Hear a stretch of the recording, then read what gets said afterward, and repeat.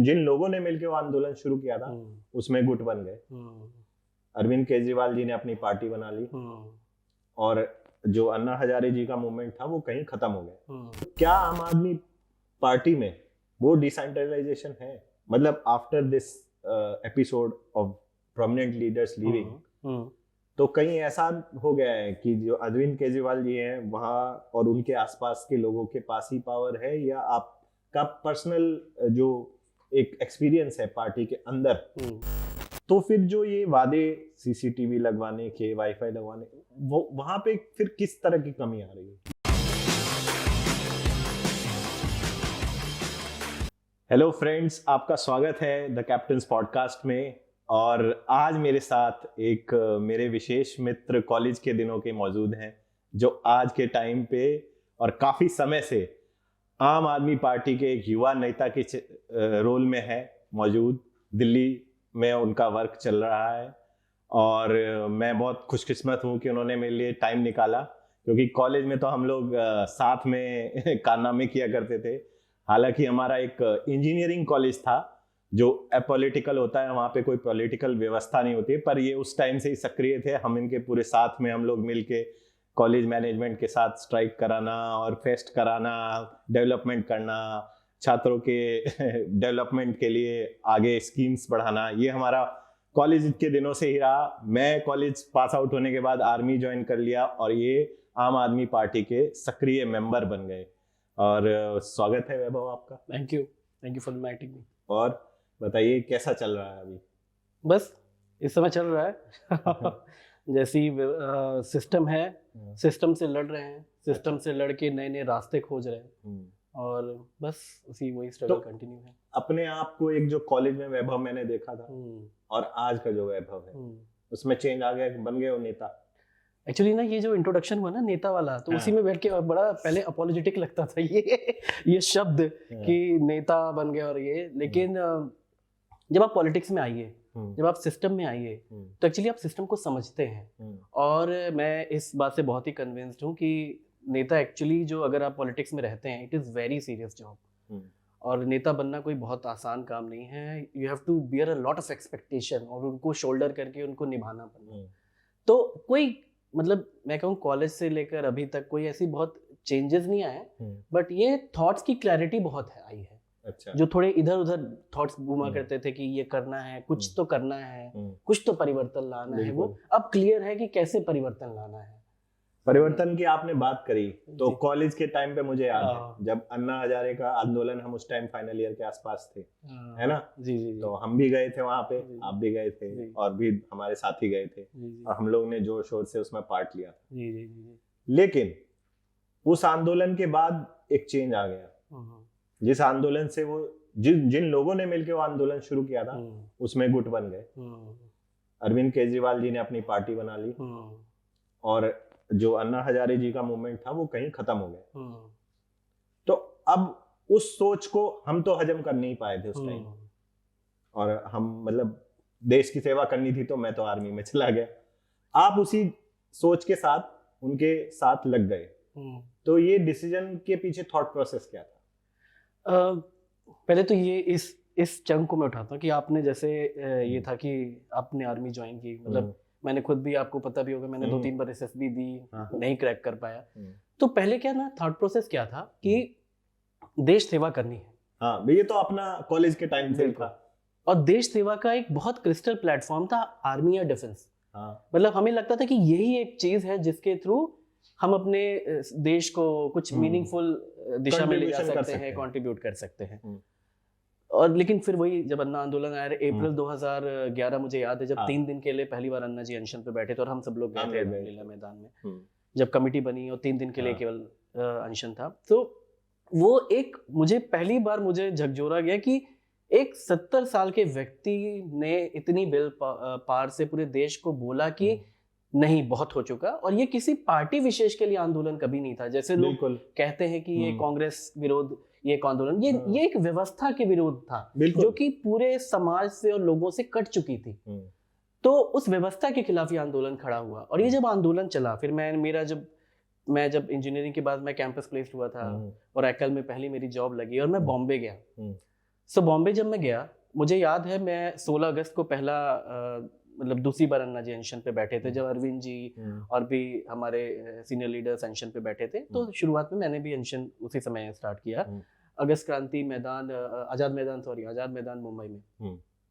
और दूसरे दिन अनशन, और मतलब मैं मुंबई पहुंचा हूँ 14 तारीख को, 16 तारीख को अनशन पे बैठा, 17 तारीख को अरेस्ट।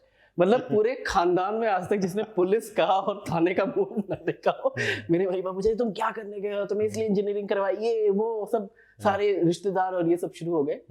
लेकिन वो एक ना, जिसे कहते हैं एक अंदर वो एक कश्मकश थी कि आखिर क्यों नहीं व्यवस्था बदल रही है। अब इसके लिए चाहे कुछ भी करना पड़े हम करेंगे, चाहे, अब मुझे नहीं पता था कि उस समय क्या करना है, लेकिन अब तो बस मतलब जिसे कहते हैं ना, अब ये क्या कहते हैं, अब बहुत हो चुका, अब हमें कुछ करना है।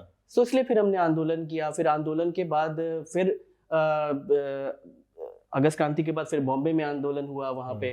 फिर उसके बाद, लेकिन एक चीज बहुत ही क्रिस्टल क्लियर समझ में आ गई कि पॉलिटिशियन वाला जो डोर है, आप जिसे कहते हैं एक एनजीओ में काम करिए, ठीक है, इंडिया अगेंस्ट करप्शन जो थी वो एक ऑर्गेनाइजेशन बनी, ठीक है। उस ऑर्गेनाइजेशन ने काम करना शुरू किया। जैसे मैंने भी जब एक साल में, जब अनशनों के बीच में हम लोग जा के लोगों को जागरूक करते थे, और इश्यूज बेस्ड, जैसे राशन के मुद्दे मुंबई में बहुत ही विभत्स थे, दिल्ली में भी था, लेकिन राशन में क्योंकि मैंने मेधा पाटकर, अंजलि दमानिया, मयंक गांधी जैसे सीनियर सोशलिस्ट लीडर के साथ काम किया, तो वहां पे मैंने देखा पीडीएस प्रणाली बहुत ही भ्रष्ट है, तो मैंने उस पर काम करना शुरू किया। लेकिन एक चीज वहां रियलाइज हो गई कि आप कितना भी सोशली लड़ लो, एनजीओ के थ्रू एजिटेशन कर लो, पॉलिटिशियंस आपको सुनने के पक्षधर ही नहीं है। उनको लगता है कि ये हमारी कोठरी है, हम नहीं चाहते कि इसमें बाहर का व्यक्ति कोई आके हमें दिशा निर्देश दे। हम जो बता दे, हम माई बाप है, हमने जो बता दिया वो ठीक है, बाकी आप लोग जो हमने कह दिया वो रामबाण है, उसी को फॉलो करो आप। सो हमारे पास ऑप्शन क्या था after this ongoing journeys, level 1, level 2 अनशन, लेवल 3 अनशन, अपने आप को पूरा डिटोरिएट कर दिया, अपने शरीर को नहीं देखा, या तो इसी तरह कंटिन्यू करें या तो फिर हम इस सिस्टम में आए। मतलब हमारा ये बड़ा फर्म मानना था, जो अरविंद जी ने जब ये रास्ता अपनाया कि you have to be in the system to change the system. अच्छा, आप जब तक सिस्टम में नहीं आएंगे तब तक आप सिस्टम को बदल नहीं सकते। तो हमें हंसा गया, मजाक बनाया गया, आप जानते हैं किस तरह के मनीष तिवारी से लेकर किस ने कैसे कैसे बयान नहीं दिए, कीड़े मकोड़े, ये ऑल दिस, एंड ये मैं विश्वास मानिए सबसे हम लोग बूस्ट हुए, हमारा मोराल बढ़ा, घटा नहीं, कि बोलते रहो तुम।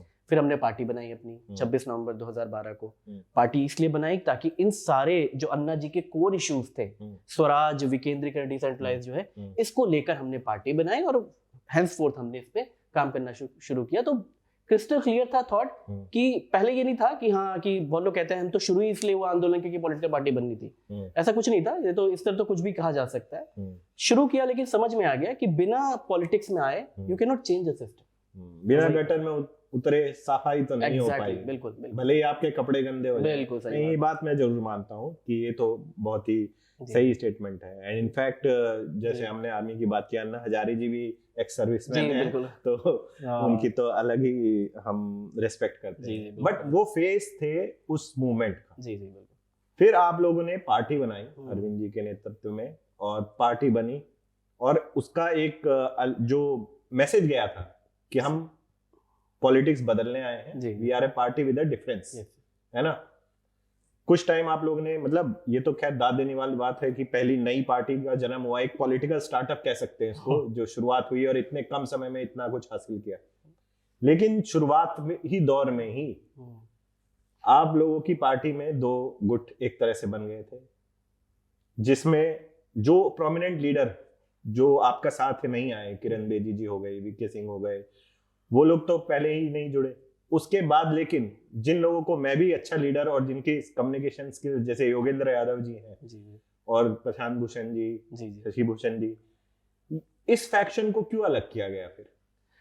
एक्चुअली ना, मतलब पहली बात तो मैं आज भी मतलब मुझे नहीं लगता मेरे अंदर वो कैपेबिलिटी और कैलिबर है कि मैं इनके किसी भी एक्शन पे कमेंट कर सकूं। इन लोगों ने जो काम कर दिए हैं आप समाज के लिए, आप उस पॉलिटिकल सिस्टम जो नया बना था उसके एक भागीदार थे। जी बिल्कुल। आप उस चीज से एग्री करते हैं कि मतलब ये जब एक पार्टी विद डिफरेंस आई थी तो किसी की बात को दबाना, तो फिर तो ये डेमोक्रेसी के खिलाफ हो गया। नहीं एग्जैक्टली। सो मेरा वही मैं अपनी बात वही कह रहा था कि मैं इनके उस एक्शन को नहीं कमेंट करूंगा कि उन्होंने क्या चुना, लेकिन ये एक बात मैंने एक चीज देखी, जब भी आप किसी ऑर्गेनाइजेशन में काम करते हैं, मैं खुद भी एक एमएनसी में काम करता हूँ जैसे, सो जब वो एमएनसी ग्रो करती है, लाइक हर जो एचओडीज होते हैं या डिफरेंट डिपार्टमेंट के जो कोऑर्डिनेटर, सबके एक अलग अलग व्यूज आते हैं कि ऑर्गेनाइजेशन को ऐसे लेके आगे जाना है, ऑर्गेनाइजेशन को ऐसे लेके आगे जाना है।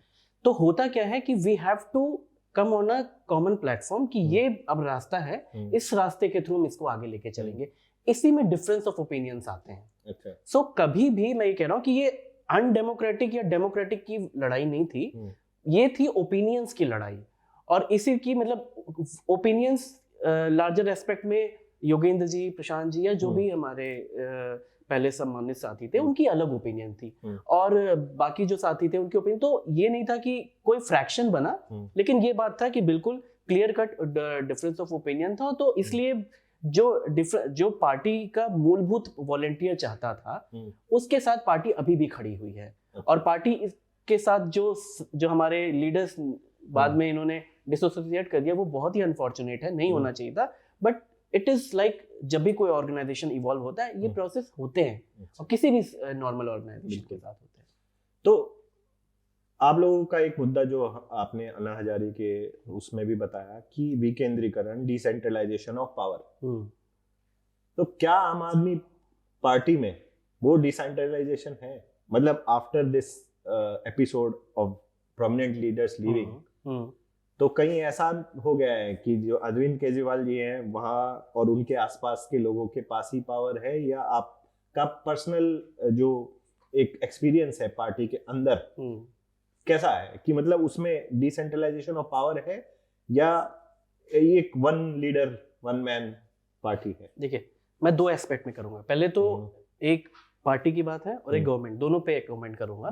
गवर्नमेंट पे बहुत अच्छे से कमेंट करूंगा क्योंकि I am involve in governance, और पार्टी पे भी कमेंट करूंगा क्योंकि मैं उस पार्टी का मतलब ऑफिशियली मेंबर भी हूँ, and I wear the collar of that Aam Aadmi party. तो जहाँ तक पार्टी की बात करें, मैं आपको एग्जाम्पल्स के साथ कोट कर सकता हूँ कि किस तरह से किस लोगों को विधायक या फिर जो काउंसलर्स की टिकट्स हमारी पार्टी में दी गई हैं, जो लड़के जीते हैं। मैं आपको एग्जाम्पल दे सकता हूँ, जैसे प्रवीण जी हैं जंगपुरा से विधायक, उनके पिताजी की आज भी मैकेनिक की शॉप है। मैं मतलब ये कोई बहुत ही फिक्टिशियस आर्ग्यूमेंट नहीं दे रहा हूँ, मैं कह रहा हूँ जो जहाँ तक कि ये टिकट विकेट मेन चीज आती है, अगर हम घूम फिरा के बात कर लें, कि यही आएगी कि किस तरह के लोग पॉलिटिक्स में आप जो कह रहे हैं कि सेंट्रलाइज होता है, मतलब आप किस तरह के लोगों को लेके आ रहे हैं पार्टी में। क्या आप वही ट्रेडिशनल टिपिकल फॉर्मूला फॉलो कर रहे हैं पार्टी में कि मसल पावर, मनी पावर को वैल्यू दे रहे हैं और सारा जो डिसीजन मेकिंग है वो एक व्यक्ति ले रहा है? मैंने खुद ये बात पिछले 11 साल में देखी है कि ऐसा कम से कम आम आदमी पार्टी में बिल्कुल नहीं है। ये मेरी पहली पार्टी है और मेरे खानदान में आज तक किसी का भी कोई पॉलिटिकल रिकॉर्ड नहीं रहा है। हम लोग को कभी पॉलिटिक्स से, बहुत ही साधारण से मास्टर का बेटा हूं मैं, बहुत ही साधारण परिवार से आता हूं मैं, तो हमने ये कभी पॉलिटिक्स नहीं जानी थी। लेकिन जब मैंने आम आदमी पार्टी भी ज्वाइन की, मैंने देखा कि यहाँ पे फैसले भी कैसे लिए जाते हैं। हमारा पूरा एक ऑर्गेनाइजेशनल स्ट्रक्चर है, उसकी प्रॉपर रिपोर्ट जाया कर दी हर अवधि पे। जैसे अभी आप देखेंगे एमसीडी के दिल्ली में चुनाव आने वाले, हर महीने हम जो लोकल हमारे जो कैंडिडेट्स हैं जो कोशिश कर रहे हैं कि हम उसके लिए एमसीडी काउंसलर्स में लड़ें, तो उसका एक प्रॉपर प्रणाली प्रक्रिया है, इनकी सर्वे जाती, रिपोर्ट्स जाती है, और एक कमिटी है जो इसके लिए जो इसको डिसीजन इसको लेती है, और उसके बाद वो, क्योंकि हमारे नेशनल कन्वीनर अरविंद जी हैं, उनको रिकमेंड करती है। लेकिन ऐसा कहीं नहीं है कि अरविंद जी, आप ऐसे भी सोचिए, दिल्ली में 270-72 काउंसलर की सीटें हैं। अब क्या अरविंद जी के being a CM, being a national convener of a most emerging party, उनके पास ये समय है कि वो 272 सीटों पे जाए।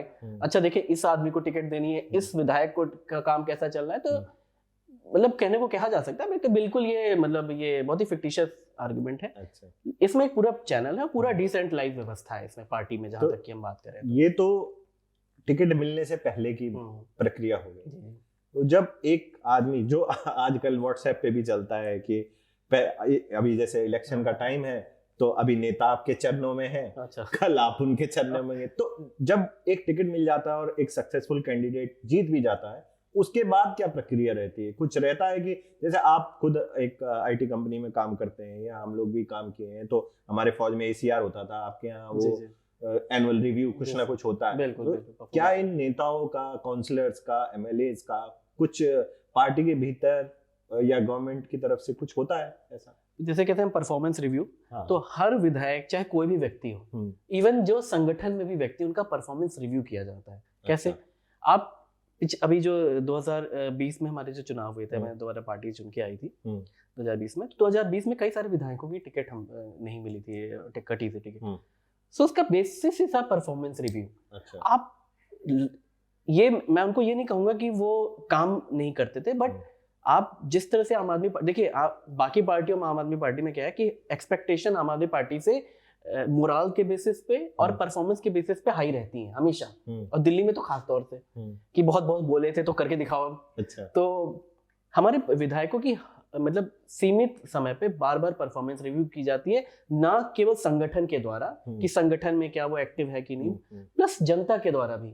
जैसे कि फॉर एग्जाम्पल आपके पास राशन का जो काम है, राशन की व्यवस्था सुचारू रूप से चल रही है कि नहीं, मोहल्ला क्लिनिक हो गए या फिर स्कूल्स में जो एक्टिविटीज हो रही है या फिर हॉस्पिटल्स में जो एक्टिविटीज हो रही है सरकार के द्वारा, इन सरकार में विधायकों का मतलब इनपुट्स कितना रहा है इसको सही करने में, या फिर उसको मतलब उसमें अपनी कंस्ट्रक्टिव आइडियाज देने में, इसको लगातार उनके परफॉर्मेंस को बेसिस इन इंडिकेटर्स के बेसिस पे इवैल्यूएट किया जाता है। It is a very organic process. अच्छा। और अगर वो विधायक उस ऑर्गेनिक प्रोसेस पे खरा नहीं उतरता है तो बिल्कुल उससे बात की जाती है, उसको अप्रेज किया जाता है कि चलो इस पे वापस से आ जाओ, नहीं होता है तो फिर उसके लिए अलग कोर्स ऑफ एक्शंस हैं वो लिए जाते हैं। लेकिन ये पूरी एक ऑर्गेनिक प्रक्रिया है जो पार्टी के, पर वो मतलब एक यंग ऑर्गेनाइजेशन में इतनी प्रक्रियाएं सेटअप हुई हैं, तो आई एम श्योर आप लोग की टीम काफी बैकग्राउंड में काफी वर्क चलता होगा, एंड आई थिंक उसी पार्ट में आप अभी हैं। तो पहले तो बहुत बहुत congratulations for winning the end becoming the chairperson of मैत्री कॉलेज। तो अभी आपका क्या रोल है पार्टी में और दिल्ली गवर्नमेंट के साथ? देखिए मतलब पहले तो वो आभार आपका मैं आपको ये छोटी सी बात बताऊं, मैत्री कॉलेज में अब तक सबसे यंगर अभी तक चेयरपर्सन मुझे चुना गया।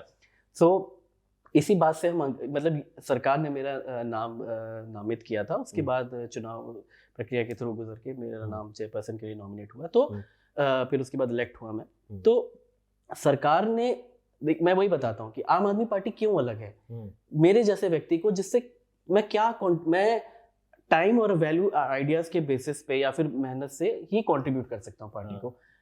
हमारे पास मसल और मनी का इतना बैगेज नहीं है, लेकिन फिर भी हम लोगों को इस तरह के पुश दिए जाते हैं पार्टी के द्वारा, तो इसलिए मैं इस बात पे बहुत कॉन्फिडेंट रहता हूँ। और बोलने में भी और बिलीफ में भी, बोलना तभी आता है जब you have a inner belief कि हाँ कि सही राह पे है, कि मेरे जैसे व्यक्ति को इस तरह से, या मैं बहुत ऐसे मेरे साथी हैं जो इस तरह से उनको पुश किया जाता है पार्टी के द्वारा, अलग अलग प्लेटफॉर्म पे उनको किया जाता है। तो पार्टी के जो पार्टी विद द डिफरेंस है, ये अभी भी पार्टी विद द डिफरेंस है, क्योंकि हम जैसे लोगों को इस तरह से आगे पुश किया जा सकता है।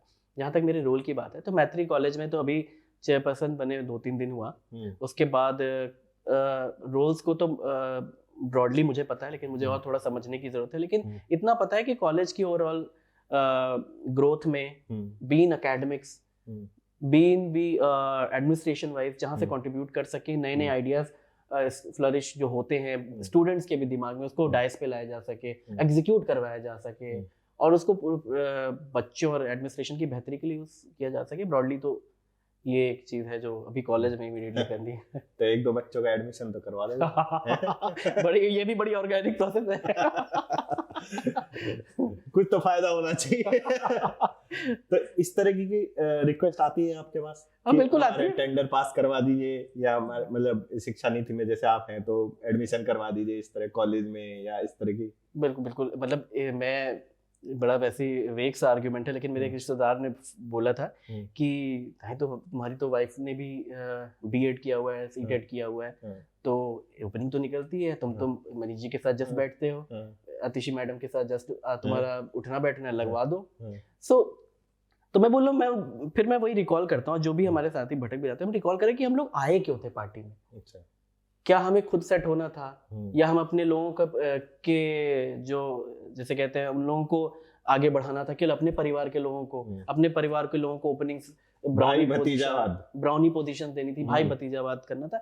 इसके लिए आते थे तो ऑलरेडी मार्केट में कई सारी पार्टियां और पहले से ही मौजूद थी, किसी को भी ज्वाइन कर लेते हैं। लेकिन ये पार्टी विद डिफरेंस में आने का मतलब यही था कि जो काम करे अपने लिए करे, और अपने लिए करने के साथ साथ मतलब अपने मतलब पार्टी के लिए करे, गवर्नमेंट के लिए करे। और जिस तरह से लोगों को किस तरह से आगे हमारे समाज में बहुत इनइक्वालिटी है। आप समाज में जाइए, मतलब हम जैसे कहते हैं ना, हम अपने कॉफी टेबल डिस्कशन पे बैठ के बड़े आराम से बोल सकते हैं देश का ये नहीं हो रहा, देश का वो नहीं हो रहा है। हमें अपने से सवाल करना चाहिए, हमने देश के लिए क्या किया। बिल्कुल। सो इनइक्वालिटी बहुत है समाज में। जिस दिन ये इनइक्वालिटी, असमानता का रेशियो कम हो जाएगा और वो अगर वो मीन आम आदमी पार्टी बनी, इससे बड़ा काम मुझे नहीं लगता कि being a small contributor in a party अगर मैं कर पाया तो मुझे लगता है बहुत बड़ी चीज होगी, और मेरे लिए मेरा भी जीवन धन्य होगा कि हाँ हमने भी कंट्रीब्यूट किया। बिल्कुल सही। ये अमेरिकन प्रेसिडेंट है, उन्होंने ये डायलॉग दिया था कि ask what you can do for your country and not what your country can do for you. तो उसी लगता है नक्शे कदम पे चला जा रहा है। तो अभी फिर ये जो एजुकेशनल टास्क फोर्स है ये एक बनाई गई थी, एंड इस चीज पे तो हम जैसे आम आदमी जो है, आम आदमी पार्टी नहीं, आम आदमी जो है वन और द सेम थिंग तो वो लोग देख रहे हैं और रिजल्ट भी देख रहे हैं, क्योंकि एजुकेशन में आपको रिजल्ट बहुत जल्दी पता चल जाता है, और ऑन ग्राउंड की काफी तारीफ भी हुई है मॉडल की, और उससे रिजल्ट भी आ रहा है। तो इसकी शुरुआत और इसकी प्लानिंग में क्या मतलब एक इम्प्लीमेंटेशन किस प्रकार से हुआ था और कौन इसको लीड कर रहे थे? ये एजुकेशन जब एजुकेशन पे 2013 में 28 सीट आई थी और 49 दिन सरकार चली थी। उसके बाद सरकार ने अपने बुनियादी चीज़ों के ऊपर सरकार गिर गई थी।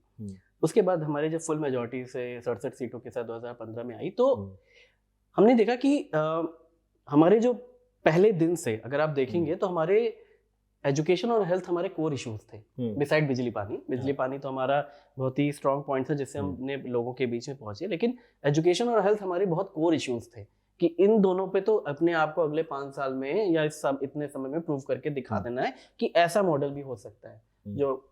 जो फर्जी मॉडल चल रहे थे गुजरात और यहाँ के, उसके अलावा भी एक मॉडल है जिसको पेश करके बताया जा सकता है कि हाँ ये आपके कोर इश्यूज को टैकल करने वाला ये मॉडल है। So education and health are the core issues जो हर व्यक्ति के जीवन में हर दिन आपको मतलब जिसे कहते हैं, जिससे आप उनसे रोजमर्रा पे मुखातिब होते हैं इन दो इश्यूज पे, हेल्थ और एजुकेशन पे। तो एजुकेशन पे जब हमने काम करने, प्राइमरी मैंने एजुकेशन में काम करना शुरू किया। सो मनीष जी हमारे डिप्टी सीएम और एजुकेशन मिनिस्टर, और आतिशी मैम जो एडवाइजर थी मैं उस समय सर की 2015 में, तो उनके नेतृत्व में हमने काम करना शुरू किया। सो एक टास्क फोर्स का गठन हुआ। मैंने भी अपनी विलिंगनेस बहुत बोली कि सर मुझे भी काम करना है इसमें। उन्होंने मुझे मौका दिया जिसके लिए मैं आज तक आभारी हूँ कि मुझे कंट्रीब्यूट करने का मौका मिला। सो हमने उस तरह काम करना शुरू किया। तो गवर्नमेंट स्कूल्स पे हमने काम करना शुरू किया। सो गवर्नमेंट स्कूल में एक चीज़ तो समझ में आ गई, मतलब 2 ही 3 महीने में काम करने के बाद, कि यहाँ पे केवल सिस्टम नहीं खराब है, यहाँ पे पूरा मतलब सारे डायमेंशन ही खराब है। एडमिनिस्ट्रेशन नहीं काम कर रहा है, पेरेंट्स की तरफ कोई इन्वॉल्व है, पेरेंट्स का अप्रोच भी नहीं है स्कूल के प्रति सही है, सरकार का तो था ही नहीं। सो वो तो आपको बजट से ही पता लग जाता था कि सरकार कितना एजुकेशन पे खर्च करती थी पहले की। सो सबसे पहले तो इसके लिए बजट बढ़ाने की, जो हमने 1/4 अपना पूरा बजट ही एजुकेशन पे रखा था। सो जब हमने काम करना इस पे शुरू किया तो बुनियादी बेसिक आपको मतलब मुझे याद है स्कूल का वो स्कूल याद है, हमको स्कूल के गेट से पता चल जाता था कि स्कूल का टॉयलेट किधर है। मतलब ऐसी सुगंध आती थी आपको उस गेट से ही कि आपको पता चल जाता था यही है टॉयलेट। और बाकी सब चीजें सर, प्रिंसिपल साहब का कमरा चकाचक, बाकी सब चीजें चकाचक, बच्चे दरियों पे बैठे हुए हैं, पंखे चल नहीं रहे हैं, लाइट का आता पता नहीं है, कभी टीचर टाइम पे आ रहा है कभी नहीं आ रहा है। तो 2015 में ये सब चीजें हमने फेस करने की। और ये केवल इसमें मैं बोलता हूँ ऐसा नहीं था कि केवल एडमिनिस्ट्रेशन की गलती थी, केवल टीचर्स की गलती थी, केवल पेरेंट्स की गलती थी, केवल बच्चों की गलती थी। मुझे सबसे पहला यह था कि सरकार की गलती थी जिसकी नीयत ही नहीं थी कि सिस्टम को सही करना। सो हमने जो बजट बढ़ा के सबसे पहले दिया कि फंड बता दिया कि फंड की वजह से आप लोग परेशान मत होना। बहुत सारी ऐसी डिसेंट्रलाइज पावर्स दी स्कूल के पेरेंट्स को और स्कूल के एडमिनिस्ट्रेशन को, प्रिंसिपल्स को, डिस्ट्रिक्ट डीडी, जोनल डीडी जो अधिकारी होते हैं शिक्षा के अधिकारी, उनको कि आप लोग पैसे की कमी की वजह से या फिर जिसे कहते हैं ना ब्यूरोक्रेटिक प्रोसेस की वजह से कोई चीज रुके ना आपके यहाँ। तो पहला अगर आप 5 साल अगर सरकार का देखें तो पहला दूसरा साल केवल और केवल इंफ्रास्ट्रक्चरल चीजों पे ज्यादा रहा, मतलब ज्यादा क्लासरूम बने, टेबल्स आए, लाइट सही हो, पंखे सही हो, सारी चीजें, क्योंकि आप जिस क्लास में बच्चे दरियों पर बैठ रहे हैं वहां पे आप करिकुलम की बात नहीं कर सकते। Infrastructure exactly, first you have to fix the basic points कि जो बेसिक आपके जिसे कहते हैं बेसिक चीजें ही मौजूद नहीं है, आप उसमें बात नेक्स्ट लेवल की बातें नहीं कर सकते। तो हमने बेसिक चीजें फिक्स की, उसके बाद हम करिकुलम्स पे आए कि बाकी चीजें तो चल रही हैं लेकिन बच्चों को किस तरह तनाव रहित किया जा सके। सो उसके लिए हम लोगों ने करिकुलम जैसे हैप्पीनेस करिकुलम हमने लॉन्च किया था, जो दलाई लामा जी ने फिर लॉन्च भी किया, प्रेज किया, उससे काफी वो बाकी कई प्रदेशों के शिक्षा मंत्री आए, उन्होंने अपने प्रदेशों में चालू करवाने के लिए भी दिल्ली सरकार से हेल्प ली। तो ये हमारा अच्छा चला। उसके एंटरप्रेन्योरशिप करिकुलम अभी हमारा देश के मेंटर, ये सब चीजें। उसके बाद हमने साथ ही साथ जो एडमिनिस्ट्रेशन था इनको भी वेल रिसर्च किया, वेल वर्स्ड किया कि वो बच्चों के साथ मैच कर सके। मतलब एक टीचर बैठा हुआ है, उसको विभिन्न तरह के बच्चे मिलते हैं, अब उसको पता ही नहीं है कि मुझे तो सिखाया गया है बीएड में, ये सिखाया गया है, मुझे तो अपनी एजुकेशनल क्वालिफिकेशन में सिखाया गया कि ऐसे डिलीवर करना है, ये करना है, वो करना है, लेकिन आउट ऑफ द बॉक्स कैसे इन बच्चों के साथ सोच के सबको एक साथ एक मंच पे लाया जा सके, वो कैसे करेंगे। उसके लिए आपको ऐसे इंस्टीट्यूशन के साथ कोलैबोरेट करना पड़ता है या ऐसा उनको ट्रेन करना पड़ेगा जिससे कि उनको समझ में आए कि हाँ इस तरह से आउट ऑफ बॉक्स सोच के हम इन्हीं बच्चों के साथ कुछ ऐसा काम कर सकते हैं जो आपको अनएक्सपेक्टेड लगेगा। सो उनकी फॉरेन यूनिवर्सिटीज के साथ कोलैबोरेट करके, आईएम्स के साथ कोलैबोरेट करके, आईएसबी के साथ कोलैबोरेट करके उनकी ट्रेनिंग्स करवाई गई। सिंगापुर यूनिवर्सिटी में, फिनलैंड यूनिवर्सिटी में हमारे स्कूल के प्रिंसिपल्स, टीचर्स सबकी ट्रेनिंग्स हुई। सो ये कई डायमेंशंस में काम कर, पहले इंफ्रास्ट्रक्चर, ट्रेनिंग्स प्लस करिकुलम्स और ये स्कूल वाइज ओवरऑल सरकार की तरफ से जो ये अप्रोच था, इन सबको लेते हुए हम ये कर पाए और खास तौर से उन माता पिता की भूमिका को सुनिश्चित कर पाए। जैसे एक हमारे दिल्ली के सरकारी स्कूलों में या देश के सरकारी स्कूलों में और सरकारी सहायता प्राप्त जैसे गवर्नमेंट एडेड स्कूल कहते हैं, वहाँ एक बॉडी होती है जिसको कहते हैं स्कूल मैनेजमेंट कमिटीज। मैं सरकार और आम आदमी पार्टी का एक क्लासिक एग्जांपल ये स्कूल मैनेजमेंट कमेटी है। तो स्कूल मैनेजमेंट कमेटी हर सरकारी और सरकारी सहायता प्राप्त स्कूलों में होती है, गवर्नमेंट एडेड स्कूलों में। सो उनको हमने ये अधिकार दे दिया कि स्कूल में जहां कहां फंड खर्च होता है ये बॉडी डिसाइड करेगी। कौन? जिसमें पेरेंट्स हैं, जिसमें सरकार का एक नुमाइंदा है, वहां के लोकल प्रतिनिधि का नुमाइंदा है और स्कूल के प्रधानाचार्य उसकी चेयरपर्सन है उस बॉडी के। वो एक 16 लोगों की कमेटी होती है। सो वो डिसाइड करती है कि फंड कैसे खर्च होने हैं, वो डिसाइड मॉनिटर इवेलुएट करती है कि हाँ टीचर्स टाइम पे आ रहे हैं कि नहीं, बच्चों के जो ट्रूएंसी का रेट है वो कितना क्यों है, माता पिता पेटीएम्स में आ रहे हैं कि नहीं आ रही हैं, सरकार की जितनी योजनाएं हैं वो स्कूलों पे, मतलब एक तरह से 10 bodies of watchdog for a school जो सरकार की सारी चीजों को किस तरह से प्रॉपर्ली स्कूलों में एग्जीक्यूट करे, वो ये बॉडी डिसाइड करती है। और ये क्लासिक एग्जांपल है आम आदमी पार्टी के मॉडल का, जो कि है डिसेंट्रलाइज्ड। अब शिक्षा मंत्री नहीं बताएंगे कि आपके स्कूलों में ये फंड कहाँ लगना चाहिए, पहले यही होता था, इसीलिए डिले होता था। एक स्कूल न्यू अशोक नगर का है मान लीजिए, और वो सचिव उसके यहाँ मान लीजिए आरओ खराब है, पीने का साफ पानी नहीं आ रहा, आरओ खराब है। अब वो फाइल चलती थी, पहले एक पत्र लिखा जाता था इस अधिकारी को, फिर इस अधिकारी को, फिर इस अधिकारी को, फिर शिक्षा मंत्री, डायरेक्टर शिक्षा मंत्री, फिर वापस से होते हुए आए कि मतलब आरओ को, एक छोटे से आरओ को ठीक करने के लिए 1 साल लग जाता था इसी पत्र व्यवहार में। सो वी हैव डिसेंट्रलाइज्ड कि नहीं, अब ये बॉडीज हैं जो इसकी रख रखाव या इसकी डेली चीजों को देखेंगी, और हमने वो डिसेंट्रलाइज दे दी। तुम्हारे पास अधिकार है भाई, तुम डिसाइड करो। जिसके बच्चे उस स्कूल में पढ़ रहे हैं उससे ज्यादा तो एक शिक्षा मंत्री भी नहीं जानता होगा उसके बच्चों को किस तरह की चीजें चाहिए। तो ये क्लासिक एग्जांपल है डिसेंट्रलाइज का, beside various other examples.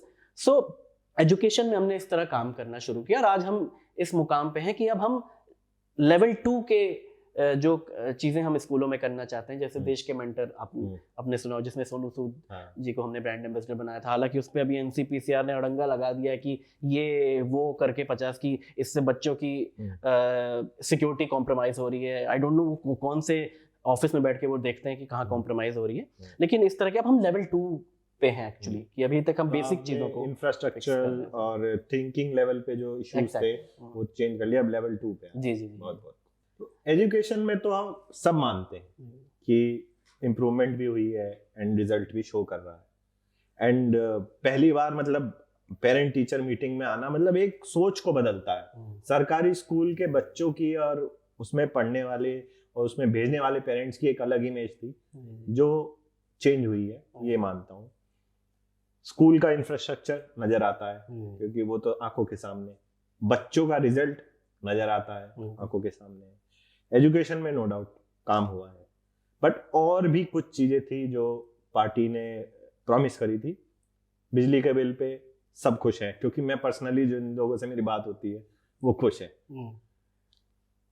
Health को लेके और खासकर अभी कोरोना में उसमें कहीं लगता है कि उस लेवल का काम नहीं हो पाया। मतलब हेल्थ को अगर मैं ऐसे बताऊं दिल्ली सरकार का, तो इसने दिल्ली सरकार ने ना, पहली बात था ना, इसको अगर ऐसे समझें, पहले हेल्थ मतलब गवर्नमेंट्स हॉस्पिटल्स, ठीक है, ये एक था कि कुछ भी हो, खांसी हो, जुकाम हो, एक हाथ का उंगली में हल्का सा चाकू से खरोच भी लग जाए, सीधे सरकारी अस्पताल पहुंचो। क्या उन सब चीजों के लिए आपको एक गवर्नमेंट हॉस्पिटल में जाने की जरूरत है जिसका शायद नॉमिनल सा कुछ आपको क्विक फिक्स डॉक्टर की तरफ से लगेगा? तो उसके लिए आपको टीयर बनाने की जरूरत है। तो दिल्ली सरकार ने क्या किया, इसको टीयर बनाया, जैसे टीयर 1, टीयर 2, टीयर 3। टीयर 1 क्या है? मोहल्ला क्लिनिक। मतलब आपको छोटी मोटी चीजें जो हो, मान लीजिए आपको ब्लड टेस्ट करवाना है या फिर आपको मान लीजिए शुगर टेस्ट करवाना है, बुखार है, खांसी, तो आप मोहल्ला क्लिनिक तक जाओ, आपको सरकारी अस्पताल जाने की जरूरत नहीं है। लेवल 2 आपको जैसे कई सारे टीके लगते हैं बच्चों के और इन सब के, या फिर औरतों को प्रेगनेंसी के दौरान और बहुत सारी चीज़ों के दौरान, और कई सारे आपको टेस्ट इन्फ्लुएंजा के और इन तरह के कई सारे टेस्ट और भी सीवियर टेस्ट करवाने पड़ते हैं। तो उसको आप लेवल 2 पे जाओ, जैसे हम कहते हैं पॉली क्लिनिक। उसके बाद आपको सर्जरी करवानी है और कोई मेजर फ्रैक्चर है और कोई बड़ी चीजें हैं तो आप फिर हॉस्पिटल। तो पहले ये हायरार्की बनानी बहुत जरूरी थी कि पहली चीज पे ही आप गवर्नमेंट हॉस्पिटल में पहुंच जाओ, तो ओवरबर्डन तो होगा ही। ठीक है, अब आप, और दिल्ली में क्या है, दिल्ली में क्योंकि हम कई सारे स्टेट के साथ बॉर्डर शेयर करते हैं, सो ऑब्वियसली बाकी प्रदेशों की के साथी भी अपने हमारे उनकी जनता भी दिल्ली सरकार के अस्पताल आती है बिसाइड सेंट्रल गवर्नमेंट हॉस्पिटल्स। सो वो भी एक वो रहता है, एक जिम्मेदारी रहती है जो कि हमारी सरकार निर्वहन भी कर रही है बहुत ही ईमानदारी से, क्योंकि हमारे ही देश के नागरिक हमारे ही साथी हैं। और लेकिन इस पहले तो हमने इस हायरार्की को बना के, मैं आपको एक वो उसका एक जर्नल ने कवर भी किया था कि किस तरह से इस मॉडल को हमने इम्प्लीमेंट करते हुए सरकारी अस्पतालों के बोझों को कम किया है। इसमें जनरल प्रोसेस की, अभी कोविड की बात नहीं कर रहा है, जनरल प्रोसेस के दौरान। लेकिन यस, मैं एक चीज ये मानता हूँ कि और भी अस्पताल खोलने की बहुत जरूरत है। बिल्कुल, क्योंकि आप लेकिन ये जो आपकी दिल्ली की 2 करोड़ के आसपास की आबादी और साथ में आसपास का लोड भी है, लेकिन वो आबादी और जो आपका मॉडल जो हुआ था, लेकिन स्कूलों की हम अच्छी तस्वीरें देखते हैं, मोहल्ला क्लिनिक की अच्छी तस्वीरें नहीं आती।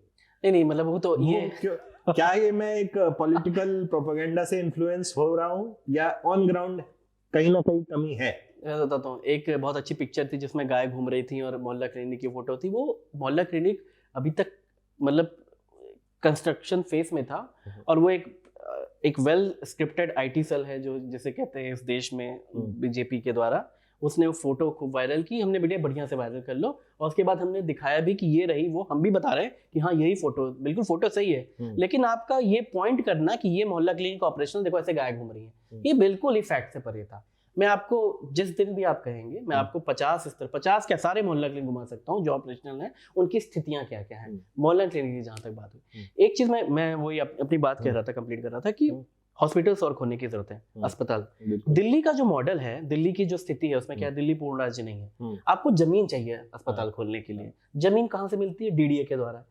डीडीए किसके अधीन है? एलजी, मतलब केंद्र सरकार के द्वारा, LG is the decision maker. अभी क्या होता है, हम अस्पताल के लिए जमीन मांगते हैं, स्कूल के लिए जमीन मांगते हैं। जमीन किसके लिए सैंक्शन होती है? 5 स्टार होटल जो के तरह से जो बीजेपी का हेडक्वार्टर बना है उसके लिए सैंक्शन हो गई, और भी कई उनके ऑफिसेस खोलने के लिए सैंक्शन होगी। ऑन रिकॉर्ड कह रहा हूं मैं, इसके पेपर सब डॉक्यूमेंट्स हमारे पास हैं। स्कूलों की जमीन कटौती की गई है, स्कूलों की जमीन कैंसिल की गई है, अलॉटमेंट कैंसिल किए गए। सो हम दिल्ली सरकार का ये है कि दिल्ली सरकार आपसे लड़ रही है, बात कर रही है कि हमें जमीन दो, अस्पताल, पैसे की कमी नहीं है हमारे पास। We are the only government who has the surplus budget. हमने अपनी बजट को 39,000 करोड़ से लेकर 60,000 करोड़ तक किया है। डेफिसिट कम किया है, दिल्ली के लोगों में जो कर्ज था वो लगभग खत्म ही कर दिया है। So we are the only government who has a surplus money. हमें पैसे खर्च करने में और बुनियादी चीजों में खर्च करने में तो बिल्कुल भी कोई परहेज नहीं है, लेकिन हम बंद जाते हैं जब हमें केंद्र सरकार से चीजें होती है। और इसका मतलब ये नहीं कि पहले की तरह बैठ जाते हैं, चिल्लाते हैं, बोलते हैं, लड़ते हैं, झगड़ते हैं। जब हमारे मीडिया स्पेकुलेट करता है देखो केजरीवाल फिर रोने लगे, ये करने लगे, क्यों नहीं भाई? अपने दिल्ली सरकार के का दायित्व है कि अपने आपके लोगों ने वोट आपको इसलिए दिया है कि आप लड़ के या प्यार मोहब्बत से जैसे भी पैर पकड़ लो, जैसे भी, लेकिन काम करवाओ। और वो हम सारे पैमाने करते हैं, लड़ते भी हैं, प्यार से भी बोलते हैं, पैर भी पकड़ते हैं। कोविड के दौरान आपको एक एग्जांपल देता हूँ, ऑक्सीजन का जो एग्जांपल है कि ऑक्सीजन शॉर्टेज पड़ी, सब जगह पड़ी देश में। हमने रोज जाके, हम लोग के नेशनल कन्वीनर और दिल्ली के सीएम रोज जाके प्रेस कॉन्फ्रेंस करते थे, इतना मैट्रिक टन ऑक्सीजन है, इतना मैट्रिक टन केंद्र सरकार दे नहीं रही है। अगर हम ये नहीं बोलते, बिलीव मी, कोई भी हेल्प नहीं आती। हम लोग बार बार बोल रहे हैं कि हमें ये चाहिए 24 घंटे। हम लोगों की भी ड्यूटी लगी थी ऑक्सीजन कॉन्सेंट्रेटर्स पहुंचाने में, ऑक्सीजन को मैनेज करने में। हम सब लोगों ने उसमें अपनी डिसाइड इन कोविड टाइम। तो इस तरह की चीजें, राजनीति जो होती है, इस तरह की डिस्ट्रक्टिव राजनीति, वो नहीं होनी चाहिए। और वो बार बार एक पार्टी के द्वारा, बार बार जिनकी केंद्र में सरकार है, ये द्वारा होती है, वहां हम मजबूर हो जाते हैं। सो हम ये नहीं कहते कि हमारा विल नहीं है, हमारा विल है, बट एक दो पैमानों पे हम कहीं कहीं उनका मुंह देखने पे मजबूर हो जाते हैं और उनसे हम चाहते हैं कि वो हमें हेल्प करें, जो कि उनसे कभी होती है, लेकिन मैक्सिमम टाइम तो नहीं हुई है। तो मतलब आप ये कहना चाहते हैं कि राजनीतिक डिफरेंस के ऊपर लोगों की जान के साथ खिलवाड़ हो जाता है? मतलब तो फैक्ट्स बता रहे हैं आपको कि एक चीज और फैक्ट था, मतलब ये हमने कई बार प्लेटफॉर्म पे बोला है, ऑक्सीजन मैनेज कैसे हुआ, ठीक है? जैसे यूपी का ऑक्सीजन था, ठीक है, यूपी का ऑक्सीजन अगर मैन्युफैक्चर हो रहा है, क्योंकि दिल्ली में कोई भी ऑक्सीजन मैन्युफैक्चरिंग प्लांट नहीं है, यूपी में ऑक्सीजन मैन्युफैक्चर हो रहा है, तो उस ऑक्सीजन को कहाँ भेजना चाहिए? पहले यूपी के लिए, फिर बचे तो दिल्ली के लिए जहां कमियां हैं। उसी तरह से अगर राजस्थान में हो तो पहले वहां, फिर यहाँ, जो भी नेबरिंग स्टेट्स हैं। किया कैसे गया? जो यूपी का है उसको राजस्थान अलॉट कर दिया गया। जो यूपी का में भी तो यूपी का जो है सरकारी शासित, एग्जैक्टली हुआ क्या, जो डीडीए में जब डिजास्टर मैनेजमेंट एक्ट लगता है, तो उस समय जो एक्ट लगा, उसके बाद जो ऑक्सीजन मैनेजमेंट की पूरी चीज है वो केंद्र सरकार ने अपने हाथ में ले ली। उन्होंने अलॉटमेंट कैसे किया कि मतलब मान लीजिए यूपी में है, तो यूपी का उसको अलॉट कर दिया उड़ीसा वाले का, उड़ीसा का अलॉट कर दिया वेस्ट बंगाल को, इसका राजस्थान का कर दिया केरला को। ऐसे अलॉटमेंट उन्होंने ऑक्सीजन का कर दिया कि अब ये ऑक्सीजन, अब ये बताओ, ये राजनीति नहीं है तो क्या है? आपके पास जो नेबरिंग स्टेट जहां पे ऑक्सीजन मैन्युफैक्चर हो रहा है, उसके नेबरिंग स्टेट को दो ना, टाइम ट्रेवल भी कम लगेगा। और उसमें वो चिल्लाते फिर हमने ऑक्सीजन की ट्रेन चला दी, ये चला दी, भाई आपको करने की क्यों जरूरत थी? आप तो सीधे सीधे खिलवाड़ कर रहे थे। लेकिन इसमें भी हमने बोला हाथ जोड़ रहे हैं, दिल्ली के लोगों की जान बचानी है, जिन्होंने हमें चुन के भेजा है। राजनीति हम बाद में कर लेंगे किसी अलग प्लेटफॉर्म पे। वो चिल्ला के पैर पकड़ के उनसे ऑक्सीजन मांगी और ऑक्सीजन उन्होंने दिया। और केंद्र, और ये भी बता दें, ये सुप्रीम कोर्ट के इंटरवेंशन के बाद दिया, जो भी केंद्र सरकार ने बोला कि हमने तो दे दिया, ऐसे नहीं हुआ कि सुप्रीम कोर्ट के इंटरवेंशन के बाद से केंद्र सरकार ने हमको ऑक्सीजन अलॉट किया। लेकिन उसके में भी हम कहते हैं, उनका धन्यवाद देते हैं कि बहुत अच्छा किया, आपने हमें दे दिया, दिल्ली के लोगों की जान बचाने में हमारी हेल्प की। लेकिन ये राजनीति उनको पहले नहीं करनी चाहिए थी जो उन्होंने उस कोविड के समय की। तो मतलब साम दाम दंड भेद जो पॉसिबल है उससे काम करा जाए। बिल्कुल बिल्कुल। आपने कहा दिल्ली के पास सरप्लस बजट है, तो फिर जो ये वादे सीसीटीवी लगवाने के, वाईफाई लगवाने, वो वहां पे फिर किस तरह की कमी आ रही है? दो चीजें हमने, मतलब दिल्ली सरकार, मैंने ये कहा सरप्लस बजट है कि दिल्ली सरकार ने 39,000 के बजट को 60,000 किया, करोड़ किया। कोई भी ऐसा नहीं, ये हमने नहीं बोला कि हमारे पास इस काम को करवाने के लिए पैसे नहीं है।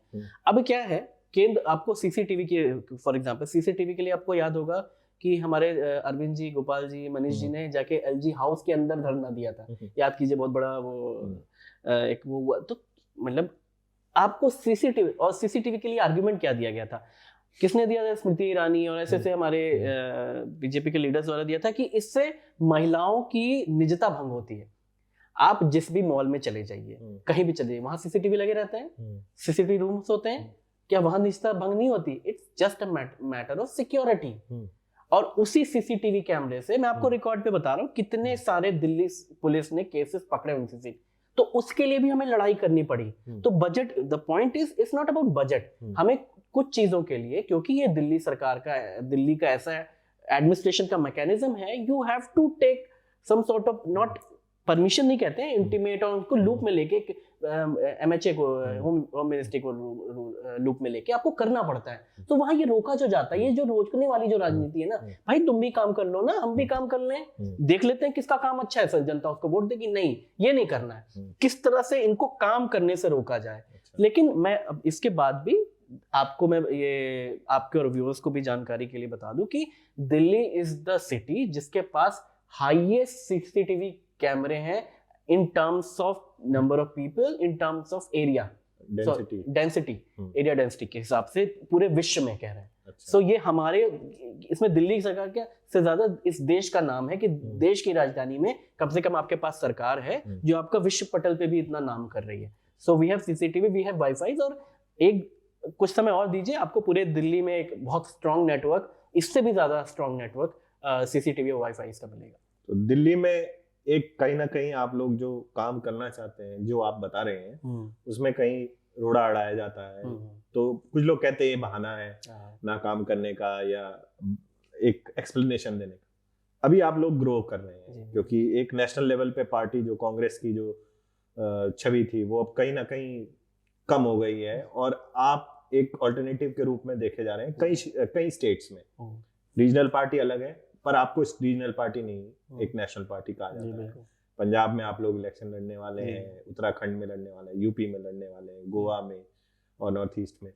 तो वहां ये बहाना तो चलेगा नहीं। तो क्या आप श्योर हैं कि ये, क्योंकि वहां तो आप खुद ही अगर आते हैं पावर में, तो उसके लिए है तैयारी? जी बिल्कुल, पूरी तरह से तैयारी पार्टी की, और बहुत ही अच्छे और सकारात्मक परिणाम सबको देखने को मिलेंगे। देखिए सिंपल सी चीज है, हमने दिल्ली में क्या कह के वोट मांगा इस बार जब हम चुनाव में गए, अगर काम किया है तो वोट देना, वरना मत देना। अच्छा। और यही हम बाकी जनता से भी जा रहे हैं, चाहे उत्तराखंड हो गया, गोवा हो गया, उत्तर प्रदेश हो गया, या फिर पंजाब हो गया, कि हम बोल रहे हैं दिल्ली देख लीजिए, दिल्ली के किसी भी 10 लोगों से आप पहले रोकिए और पूछिए कि क्या सरकारी स्कूल, सरकारी अस्पताल, बिजली, पानी, आपकी ट्रांसपोर्ट बसेस, महिला सुरक्षा, सीसीटीवी, वाईफाई, इन सब पे काम हुआ है कि नहीं हुआ है।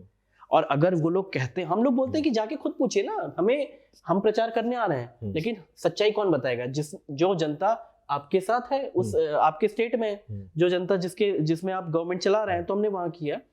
ये जो बहानेबाजी वाली जो कह रहे हैं, बहानेबाजी किसी को भी नहीं अच्छा लगता कि किसी के जाके लड़ाई करो। मतलब जितना आपका समय लड़ाई में जाएगा, उतना अच्छा तो आप कंस्ट्रक्टिव काम में लगा देना।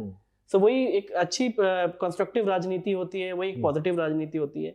लेकिन होता है ना, ये कांग्रेस का एक कल्चर था कि काम ना करो, करने दो, वो बीजेपी ने बहुत अच्छे से इनकॉर्पोरेट किया। मैं एक चीज बोलता हूं, जैसे कांग्रेस तो करप्ट थी, लेकिन बीजेपी करप्ट प्लस कम्युनल है।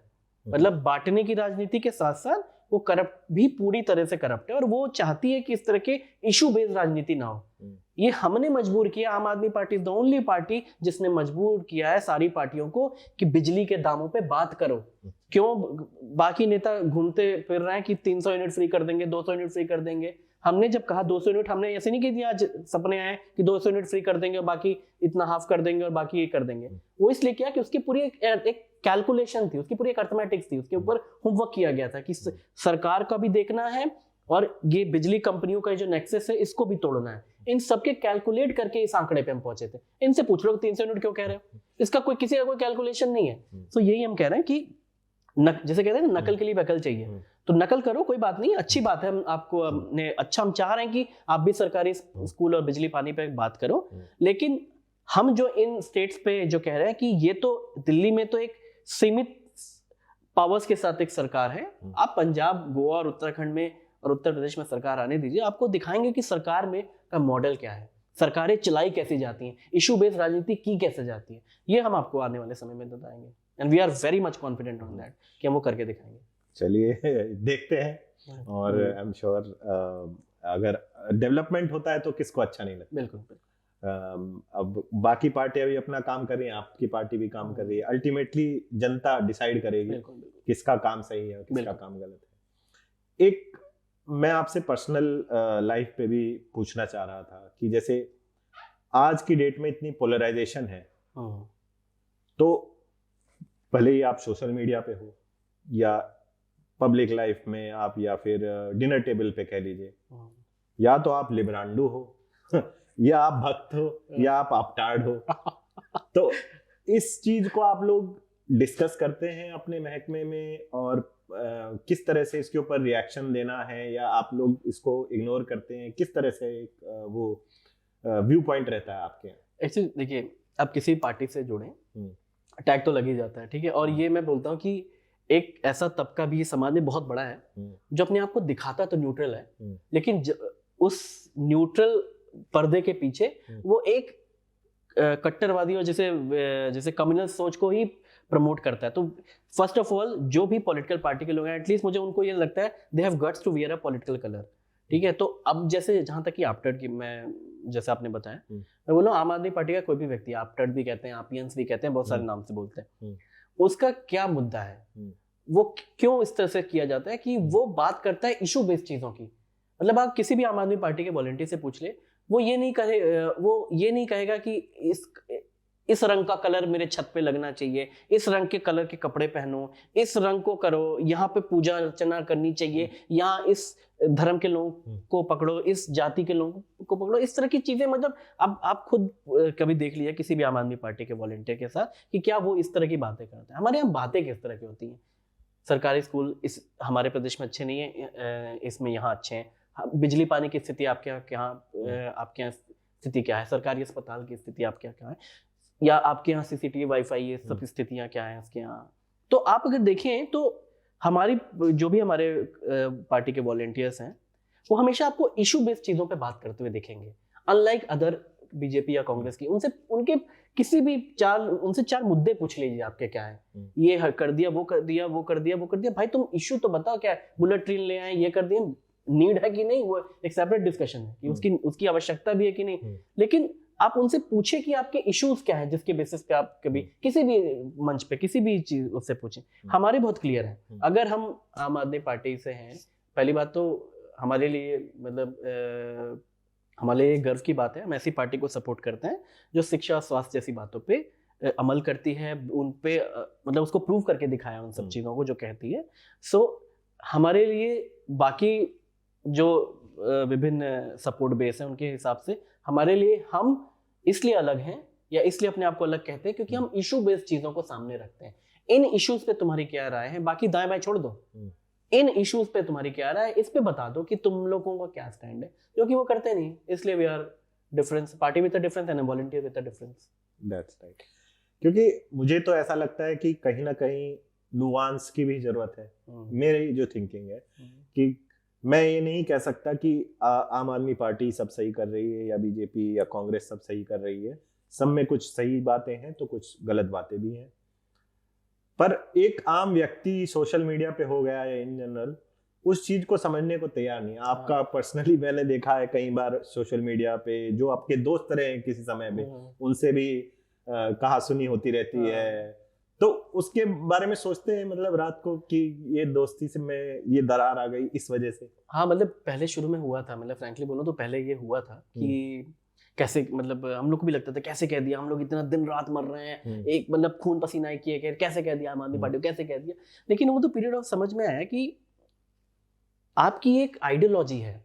मेरे परिवार में भी मैं अलग सोचता हूँ, मेरी वाइफ अलग सोचती है, मेरी मम्मी अलग सोचती है, मेरी बहन अलग सोचती है। होगा लेकिन but when you come on a common platform, आप सब एक हो, आप एक परिवार की तरह। वो एक चीज सीखने में आती है मेरे जैसे लोगों को, क्योंकि हम लोग बहुत ही कम उम्र में हमने राजनीति ज्वाइन की है। मतलब मैं 21 साल का था जब मैंने राजनीति में कदम रखा, तो मतलब तो इसलिए वो सोच विकसित होने में थोड़ा समय लगा। लेकिन अब समझ में आ गया कि ये सब चीजें आप अपनी आइडियोलॉजिकल जो आपकी जो बिलीफ है और आप जिसके प्रति काम करते हो उस पर फर्म रहो। जिसका नहीं है ओपिनियन, कोई बात नहीं, आप उनसे बोल दो, कोई बात नहीं भाई, आपकी अलग सोच है, मेरी अलग सोच है, और मे बी इस मामले में हम एक नहीं है, लेकिन बाकी दोस्त अच्छे हैं, यार अच्छे हैं, परिवार के सदस्य अच्छे हैं, बाकी सब चीजें चलती रहती हैं। बहुत खूब। एक ये मेरा पॉडकास्ट करने का एक ये उद्देश्य भी था कि आज का युवा चाहता है चेंज लाना, जो हमारे टाइम पे भी जब हम कॉलेज में थे उसके बाद भी एक हमारे अंदर एक आग थी कुछ करना है, देश बदलना है, आज भी है। और उसके लिए हम अपनी तरफ से सब कर रहे हैं, कुछ ना कुछ प्रयास, कोशिश तो कर ही रहे हैं। तो आप अपनी एक रोल मॉडल की तरह जो आज इस्टेब्लिश हुए हो नेता, एक युवा नेता के रूप में, कैसे बैलेंस कर रहे हो पर्सनल लाइफ को? आप जॉब भी करते हो जी, और साथ में आपके पास सरकार की तरफ, दिल्ली सरकार की तरफ से रेस्पॉन्सिबिलिटी है, या आप एडिशनल रेस्पॉन्सिबिलिटी उठा रहे हो, मैत्री कॉलेज के चेयरपर्सन बने हो, तो ये मैनेज कैसे होता है? मतलब मेरा एक मानना है कि आपके पास, अगर आपके पास आपका पैशन है किसी चीज के प्रति, टुवर्ड्स अ सोशल चेंज या किसी भी चीज के प्रति, सो टाइम उसमें बाधा नहीं बन सकती। You can easily manage. मतलब हम सोते हैं, हम खाना खाते हैं, हम दोस्तों के साथ पार्टीज करते हैं, हम मतलब रेस्टोरेंट जाते हैं, हम मूवीज देखने जाते हैं, और भी कहीं आउटिंग के लिए जाते हैं, ये सब करते हैं, नाइट आउट करते हैं, सब चीजें करते हैं। तो मेरा वो वाला टाइम कॉम्प्रोमाइज हुआ। अच्छा। लेकिन मतलब अपनी being a part of MNC, मैं डेवलपमेंट में काम करता हूँ, उसके बाद भी ये एजुकेशन की जिम्मेदारी हो या कोई भी जिम्मेदारी, मैं इसलिए बिकॉज मेरा पैशन है वो, मैं उसके लिए समय निकाल लेता हूँ। और जब जब जरूरत पड़ती है तो छुट्टी लेके फिर पार्टी के प्रचार करने के लिए भी जाते हैं, जब भी पार्टी की आवश्यकता होती है। सो ये सब चीज़ों में बैलेंस बनाया जा सकता है। It's purely requires a will, और आपका पैशन किस चीज़ के प्रति है। मैंने अपना passion by the God grace बहुत ही कम उम्र में पहचान लिया, and we are very much fortunate कि हम आम आदमी पार्टी जैसी पार्टी ऑर्गेनाइजेशन से जुड़े, जिसने हमें हर डायमेंशंस को देखने का नजरिया दिया। और मोस्ट इम्पोर्टेंटली मैं तो फॉर्चुनेट हूँ कि मैंने मनीष जी और आतिशी जी के साथ काम किया, जिन्हें मुझे ये रास्ता दिया कि कम, जॉइन अस, और जो चेंज तुम देख रहे हो वो करके दिखाओ। और वो we are fortunate enough, and thanks to Manish ji and Atishi ji कि उन लोगों ने इस तरह का हमने दिया, और हम उसको लगातार ये चाहते हैं कि इस मॉडल को और भी प्रदेश में लेके जाएं। अपना time management, personal life, professional life, वो इसलिए हो जाता है जब आपका परिवार भी आपको देखता है कि हाँ सही काम कर रहे हो, कोई गलत लोगों के साथ नहीं हो, गलत चीज़ों के। माँ बाप को क्या होता है, राजनीति में जा रहे हैं बच्चे, गुंडे ना बन जाए, मवाली ना बन जाए, कहीं ये सब केसेस ना हो जाए, इसी बात से माँ बाप डरते हैं। आपकी जो बेटर हाफ है वो क्या बोलती है कि मेरा टाइम छिन जाएगा और बाकी चीज़ों के। लेकिन जब मेरे परिवार ने भी देखा कि हाँ पहले गलत काम नहीं, गलत लोगों के साथ नहीं है, शिक्षा जैसे चीज़ों पे काम कर रहे हैं, तो परिवार ने सपोर्ट किया इस पे। और मेरी जो बेटर हाफ है उन्होंने भी इसी बात पे सपोर्ट किया, मेरी वाइफ ने भी, कि देखा कि ये इन्होंने टाइम मैनेजमेंट भी, मेरे लिए भी टाइम मैनेज किया है, और इन सरकारी चीज़ों के, ये बच्चों के लिए बेहतरी के लिए भी, उनके माँ बाप की बेहतरी के लिए भी, इवन समाज की बेहतरी के लिए भी टाइम इक्वली मैनेज किया है। तो फुल सपोर्ट रहा है, उसी वजह से हम यहाँ पर काम कर पा रहे हैं। अगर परिवार का सपोर्ट ना हो तो शायद हम इस तरह सक्सेसफुली या फिर डिलीवर नहीं कर सकते कोई भी चीज़। तो मतलब बैलेंस बना के रखना जी, है। बिल्कुल। आप पैशन जो है आपका, अगर really if you are interested you can follow. Yes. एक मेरा प्रश्न ये भी था, जो युवा जो आज देख रहे हैं, उनकी इच्छा रहती है कि मैं पॉलिटिकल करियर बनाऊं या पॉलिटिक्स में घुसूं। पहले तो ये था कि अगर आपके परिवार में कोई है तो आपको एंट्री मिल जाती है आराम से, या आप किसी पैसे वाले या मसल पावर जो आपको मिलते उससे आते हैं। पर आज एक माहौल ऐसा बना हुआ है कि एक आदमी का बैकग्राउंड कहीं से भी हो, वो उठ के किसी भी पोस्ट तक पहुंच सकता है, चाहे वो हमारे प्रधानमंत्री हो, सीएम हो, आप लोग। तो आप क्या एडवाइस देना चाहेंगे कि कहाँ से शुरू करे? अगर किसी को अपना पॉलिटिकल करियर या उसका पैशन है सोशल वर्क करना, तो ये एक बहुत अच्छा जरिया है, उसको आप कैसे बताना चाहेंगे कि वो कहाँ से शुरू करे? देखिए, मैंने एक चीज राजनीति में देखी कि money is least important thing. मतलब you have your personality should be charismatic, आपके पास out of the box thinking होनी चाहिए, और वो मजबूर कर देती है पार्टी को या ऑर्गेनाइजेशन को आपसे प्रभावित होने पे। तो आप किस तरह प्रभाव अपना छोड़ सकते हैं वो इम्पोर्टेंट है। कम से कम मैं आम आदमी पार्टी की बात कर रहा हूँ। तो जो भी युवा राजनीति ज्वाइन करना चाहते हैं, मैं कहता हूँ open heartedly please you are welcome in Aam Aadmi party. आपको बाकी फैक्टर्स की अपेक्षा आपकी खुद की पर्सनालिटी कैसी है, आपकी out of the box thinking कैसी है, आप किस तरह कंट्रीब्यूट कर सकते हैं, what are your steps to execute that, ये इंपॉर्टेंट है हमारी पार्टी में। तो आप आए और आपको वो करने का मौका भी दिया जाएगा। मतलब मैं वही फिर से बार बार अपना एग्जांपल इसलिए देता हूँ क्योंकि मेरा भी कोई भी पारिवारिक बैकग्राउंड ऐसा नहीं है, ना हम इस तरह का कोई बैगेज लेके चलते हैं। लेकिन पार्टी ने मौका इसलिए दिया क्योंकि लगा कि कहीं हाँ कि ये कंट्रीब्यूट कर सक रहे हैं या एग्जीक्यूट कर पा रहे हैं। तो मैं सब उसी तरह से सभी के लिए आप ज्वाइन करें पॉलिटिक्स। मतलब वही मैं बोल रहा हूँ, हर दिन पॉलिटिक्स आपके जीवन से जुड़े फैसले लेती है। जो लोग इस बात में बिलीव करते हैं कि नहीं मुझे पॉलिटिक्स में नहीं आना, गंदी चीज़ है, ये है वो है वो है, उन सभी लोगों के लिए कि पॉलिटिक्स आपके हर दिन के फैसले लेती है। तो आप उससे एलिनेट होके नहीं रह सकते। आप इसलिए आप राजनीति ज्वाइन करो, जिस भी विचार को आप फॉलो करते हो, जिस भी आइडियोलॉजी को फॉलो करते हो, आप उसको ज्वाइन करो और कंट्रीब्यूट करो समाज के लिए। बिकॉज अपने लिए सब तो हर आदमी जीता है, जो समाज के लिए जीता है वही एक मनुष्य है, आदर्श मनुष्य। हम भगवान राम की बात करते हैं, उनके जीवन से आदर्श ही हम ये लें। भगवान राम ने अपने आप को समाज के लिए समर्पित किया, इसलिए उनसे ही प्रेरणा ले लेते हैं कि किस तरह से अपने समाज को, अपने आप को भी समाज के प्रति मीनिंगफुल लाया जा सके उसके लिए। और मैं बोलता हूँ सारे युवाओं को कि आए, you are most welcome in Aam Aadmi party, और मिलके एक साथ चेंज लाते हैं। चलिए, बहुत बहुत आपको I wish you all the very best and for upcoming elections and your career. Thank you. And दर्शकों से मेरी बस यही रिक्वेस्ट है कि मैंने, हालांकि वैभव मेरे बहुत अच्छे दोस्त रहे हैं कॉलेज टाइम से, बट मैंने अपनी तरफ से कोशिश करी है कि मैं किसी भी बायस के साथ ये कन्वर्सेशन ना करूं। इस पॉडकास्ट का मेरा मकसद यही था कि आप सब तक ये एक इनसाइड व्यू किसी पॉलिटिकल पार्टी की या फिर उनके वर्क की पहुंचे, कि किस तरह से काम होता है और कैसे आप उसको भी, अगर आपका इंटरेस्ट है उसमें जा सकते हैं। अगर आपको लगा मैं कहीं भी बायस हो तो कमेंट करके जरूर बताइए, और अगर नहीं लगा और लगा कि ये कुछ आपसे इसको प्रेरणा मिलती है, कुछ सीखने को मिलता है, तो इस वीडियो को लाइक करें, शेयर करें and subscribe to the channel captain's podcast.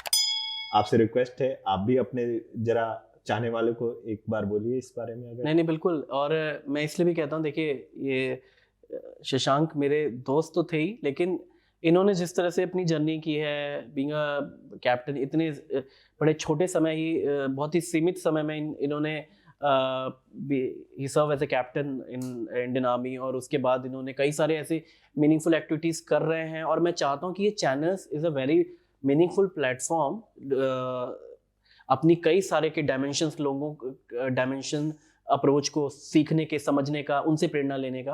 और इसके जो पहले भी रहे हैं इस तरह के चैट और डिस्कशन, वो मैंने देखे हैं।